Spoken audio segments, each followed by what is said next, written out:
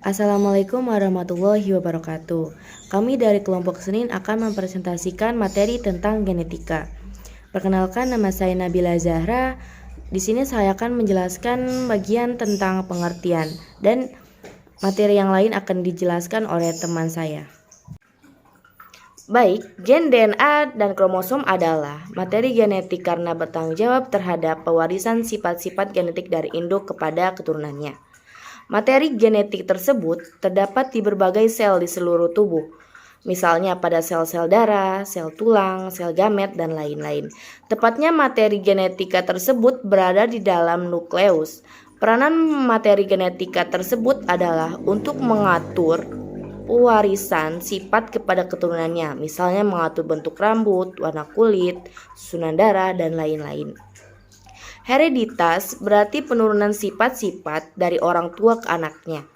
Analisis secara kimiawi dari sel menunjukkan bahwa di dalam sel terdapat senyawa-senyawa organik seperti karbohidrat, lemak, protein, dan asam nukleat. Asam nukleat ini terdapat dalam nukleoplasma. Nukleoplasma adalah substansi cair yang terdapat di dalam nukleus atau inti sel. Dari berbagai macam asam nukleot yang ada hubungannya dengan hereditas ada dua, yaitu DNA dan RNA. DNA dan RNA bertanggung jawab membentuk protein serta mengontrol sifat-sifat keturunan. DNA merupakan komponen penyusun gen. DNA banyak terdapat dalam inti sel. Sedikit terdapat di mitokondria dan kloroplas. Gen yang disebut sebagai faktor penentu dapat diketahui struktur kimianya adalah DNA. Gen-gen yang berderet pada kromosom masing-masing mempunyai tugas khusus dengan waktu yang khusus pula. Ada gen yang diaktif pada masa embrio, ada yang aktif di masa anak-anak, dan ada pula yang aktif setelah dewasa. Halo kawan-kawan, halo. Assalamualaikum warahmatullahi wabarakatuh. Saya di sini akan membahas tentang gen. Gen pertama kali diperkenalkan oleh Thomas Hood Morgan, ahli genetika dan embriologi Amerika Serikat 1911, yang mengatakan bahwa substitusi hereditasi yang diamankan gen terdapat dalam lokus. Di dalam kromosom, gen merupakan unit terkecil dari suatu makhluk hidup yang menggunakan substitusi hereditasi. Terdapat di dalam lokus gen. Gen terdiri dari protein dan asam nukleat, DNA dan RNA. Berukuran antara 4 sampai 8 mikron. Gen mempunyai sifat-sifat sebagai berikut. Mengandung informasi genetika. Tiap gen mempunyai tugasnya masing-masing. Ditentukan oleh susunan kombinasi basa nitrogen. Sebagai jarah yang terdapat dalam kromosom. Gen merupakan unit terkecil materi genetika dan terdapat dalam setiap lokus yang khas pada kromosom. Gen memiliki beberapa fungsi, antara lain sebagai jarah tersendiri yang ada pada kromosom, menyampaikan informasi genetik dari induk pada keturunannya, mengatur proses metabolisme dan perkembangan. Oke, itulah sekian dari saya ya guys ya tentang gen. Assalamualaikum warahmatullahi wabarakatuh. Assalamualaikum warahmatullahi wabarakatuh. Saya Selena Velia dari kelas 12 IPA 1. Di sini saya akan melanjutkan penjelasan dari teman saya. Kegiatan sel dikendalikan oleh gen di dalam inti. Pengendalian ini dilakukan dengan menyusun materi tertentu yang sesuai dengan pola gen untuk membentuk suatu rantai asam amino atau polipeptida. Polipeptida tersebut difungsikan menjadi enzim yang akan mengatur reaksi metabolisme dalam sel. Walaupun demikian, Gen-gen dapat diumpamakan dalam satu deretan berurutan dan teratur pada benang kromosom. Di dalam sel tubuh, kromosom biasanya berpasangan. Sepasang kromosom merupakan homolog sesamanya, artinya keduanya mempunyai bentuk yang sama dan lokus gen-gen yang bersesuaian. Gen-gen yang terdapat pada lokus yang bersesuaian ini disebut alel. Alel dapat memiliki tugas yang sama atau berlawanan untuk suatu pekerjaan tertentu. Alel yang mempunyai tugas yang sama disebut alel homozigot, sedangkan alel yang tugasnya berbeda disebut alel heterozigot. Karena genotip diekspresikan menjadi satu fenotipe, alel dapat menyebabkan perbedaan penampilan di antara individu dalam suatu populasi. Alel adalah gen-gen yang menempati atau terletak pada lokus yang sama pada kromosom homolognya, yang mempunyai tugas berlawanan untuk suatu sifat tertentu. Di sini ada struktur gen, DNA, dan kromosom. Halo semua, kenalin nama saya Nesti Aprilianti. Saya akan menjelaskan tentang sifat-sifat molekul DNA. Mari kita bahas sama-sama. Molekul DNA mempunyai sifat-sifat antara lain. Pertama, DNA berbagai organisme mempunyai kandungan adenin A yang sama dengan timin. Yang kedua, simbol T. Perbedaan antara DNA dari spesies yang berlainan terletak antara kandungan A plus T atau G plus C. Sifat yang ketiga, DNA merupakan struktur yang aktif melakukan fungsi biologi. Kemudian, sifat yang terakhir yaitu setiap molekul DNA disusun oleh dua rantai polinukleotida. Antara kedua basa yang berpasangan terbentuk ikatan hidrogen. Adanya ikatan ini nantinya akan memberikan kelenturan pada DNA. Oke teman-teman, jadi itu adalah 4 sifat tentang molekul DNA. Nah, bisa kalian lihat pada layar di belakang, itu ada 4 sifat molekul DNA. Nah, sekarang mari kita bahas materi selanjutnya. Nah, lanjut ke materi selanjutnya, yaitu sekarang kita membahas tentang replikasi DNA. Nah, teman-teman tahu nggak sih, ternyata DNA memiliki kemampuan untuk bereplikasi, yaitu membentuk DNA baru yang sama persis dengan DNA asal. Ada 3 hipotesis replikasi DNA. Yang pertama, ada replikasi konversatif, yang kedua ada semi-konversatif, dan ketiga ada dispersif. Nah, seperti yang sudah saya jelaskan tadi, bahwa DNA itu memiliki kemampuan untuk bereplikasi, yaitu apa? Yaitu membentuk DNA baru yang sama persis dengan DNA asal. Tadi saya sudah menjelaskan, ada 3 hipotesis replikasi DNA. Nah, dan ini gambar 5 yaitu mekanisme replikasi DNA. Teman-teman bisa lihat perbedaan antara replikasi konservatif, semi-konservatif, dan dispersif. Teman-teman bisa lihat replikasi konservatif. Dilihat bahwa DNA lama dia memiliki gelombang berwarna merah. Namun dia sama persis DNA baru sama persis dengan DNA lama. Cuman yang membedakan antara DNA lama dengan DNA baru yang terdapat pada konservatif yaitu dengan warna saja. Dilihat bahwa DNA baru memiliki warna yang berbeda dengan DNA lama, yaitu warna ungu namun sedikit memudar. Berbeda halnya dengan semi-konservatif. Dilihat bahwa tadi dari konservatif itu sendiri, DNA lama dan DNA baru dia terpisah jadi masing-masing. Namun ketika pada replikasi semi-konservatif dia menyatu, namun dia tidak menyambung seperti pada replikasi dispersif. Dilihat bahwa replikasi dispersif itu Antara DNA lama dengan DNA baru dia menyambung. Hanya membedakan ketika kita bisa membedakan yaitu di sisi tengah dan sisi ujung pada DNA-nya tersebut. Kita bisa membedakan bahwa yang berwarna merah itu dia disebut DNA lama dan yang berwarna ungu itu disebut dengan DNA baru.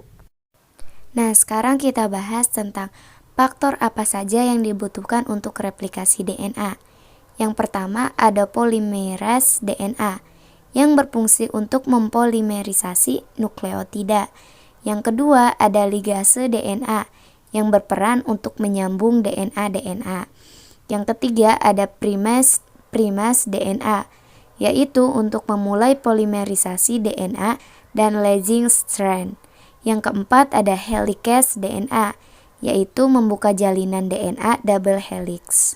Oke teman-teman, jadi itulah materi yang dapat saya sampaikan. Kurang dan lebihnya saya mohon maaf. Dan materi-materi selanjutnya akan disampaikan oleh teman-teman saya. See you, bye-bye. Assalamualaikum warahmatullahi wabarakatuh. Perkenalkan, nama saya Putri Nabila Zahra.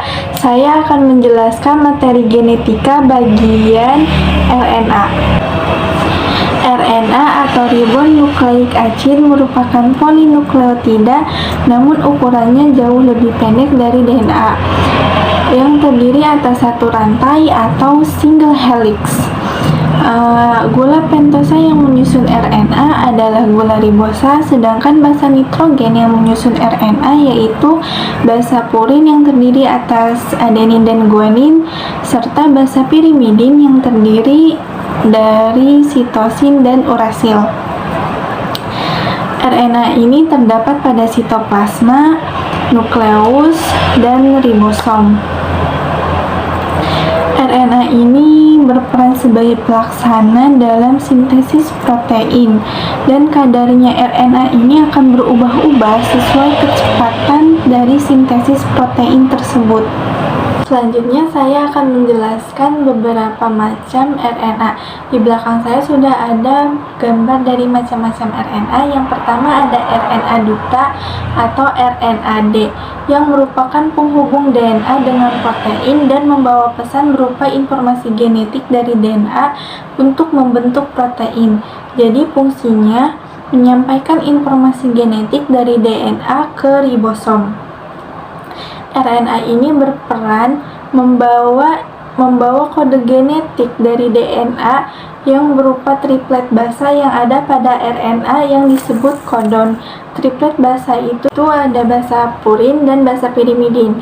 Basa purin terdiri dari adenin dan guanin, sedangkan basa pirimidin terdiri dari urasil dan sitosin.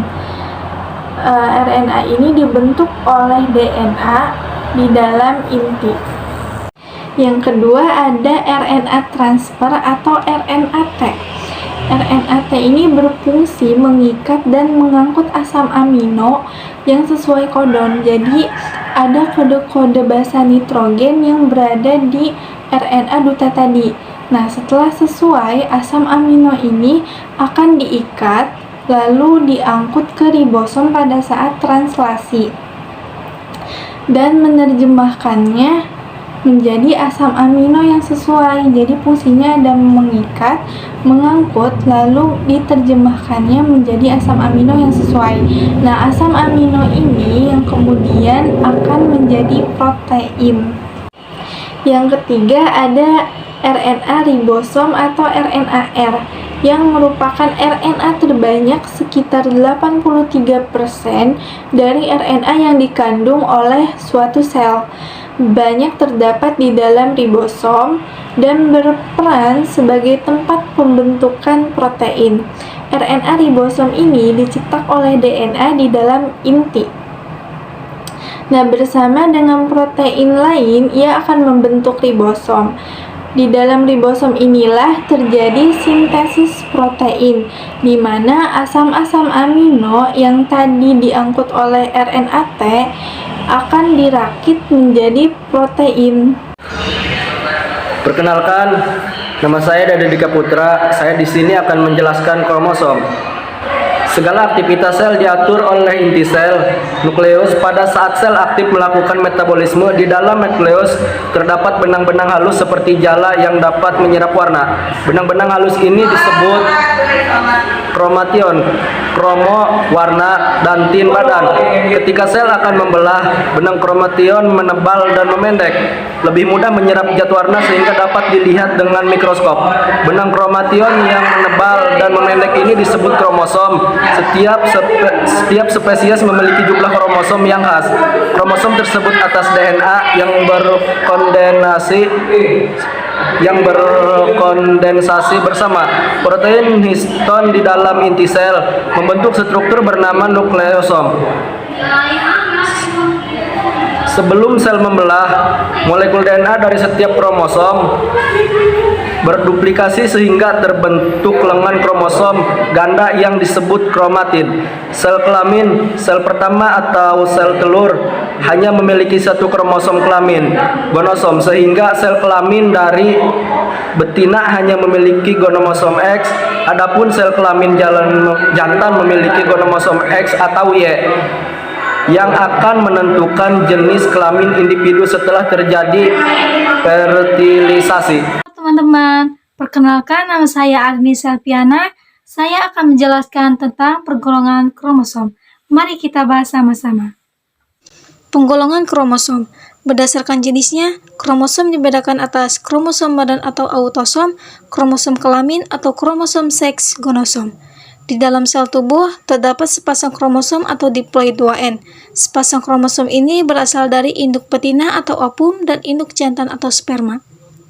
Masing-masing kromosom induk berjumlah N kromosom. Kromosom yang berpasangan tersebut disebut kromosom homolog. Apa sih kromosom homolog itu? Kromosom homolog adalah kromosom yang mempunyai struktur yang sama atau mempunyai lokus alel yang sama. Dalam sel tubuh manusia terdapat 23 macam kromosom homolog. Jumlah macam kromosom atau satu pasang kromosom haploid disebut genom. Oke teman-teman, jadi itu adalah penjelasan dari penggolongan kromosom dan mari kita bahas materi selanjutnya. Bagaimana cara penulisan rumus kromosom pada makhluk hidup? Pada manusia terdapat 46 kromosom, maka pada sel tubuh 46 buah 23 pasang. Pada wanita 22 AA ditambah XX, pada pria 22 A ditambah XY.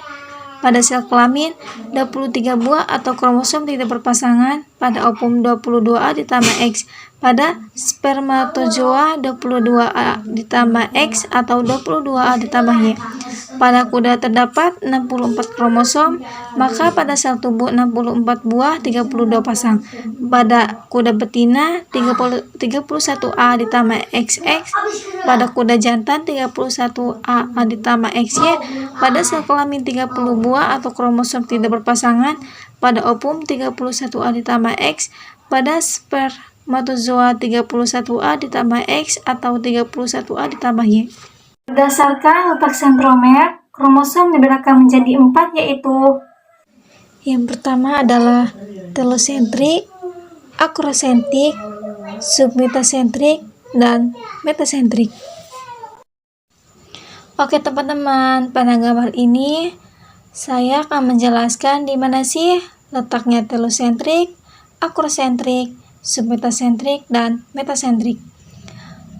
Telosentrik terletak di ujung kromosom, yaitu itu kan kromosom ya yang berbentuk seperti I, dan akrosentrik terletak di dekat ujung kromosom. Itu juga akrosentrik seperti huruf C. Di atasnya itu ada titik itu namanya sentromer, dan di atas sentromer itu terdapat lengan. Submetasentrik dekat pada salah satu ujung kromosom, yaitu berbentuk seperti huruf K. Di tengah-tengahnya itu ada titik sentromer. Metasentrik terletak di tengah-tengah kromosom yang berbentuk seperti huruf Pi. Di tengah-tengahnya terdapat titik yaitu atau sentromer. Oke. Teman-teman, jadi itu materi yang saya sampaikan, kurang lebihnya mohon maaf, dan materi selanjutnya akan disampaikan oleh teman-teman saya. Sekarang saya akan menjelaskan tentang jumlah kromosom pada setiap makhluk hidup. Nah, perlu teman-teman ketahui bahwa jumlah kromosom pada setiap makhluk hidup itu berbeda-beda. Dilihat pada tabel, teman-teman bisa membedakan antara jumlah kromosom pada manusia, pada simpanse, pada ikan, pada tumbuhan itu sangatlah berbeda. Teman-teman bisa lihat di tabel jumlah kromosom yang paling banyak itu organisme apa? Benar bahwa jumlah kromosom yang paling banyak itu terdapat pada ikan emas. Dan jumlah kromosom yang paling sedikit itu terdapat pada kacang pensilium. Nah, kan jumlah kromosom pada manusia itu jumlahnya ada 46. Berarti antara laki-laki dan perempuan jumlah kromosomnya sama, yaitu 23. Karena kenapa jumlah kromosom pada manusia 46? Karena gabungan antara jumlah kromosom perempuan dan jumlah kromosom laki-laki. Oke teman-teman, jadi itu yang dapat kami sampaikan, itu yang dapat kelompok kami sampaikan mengenai materi tentang genetika. Semoga teman-teman paham akan materi kami, dan mohon maaf ketika banyak kekurangan dan kesalahan yang kami sampaikan.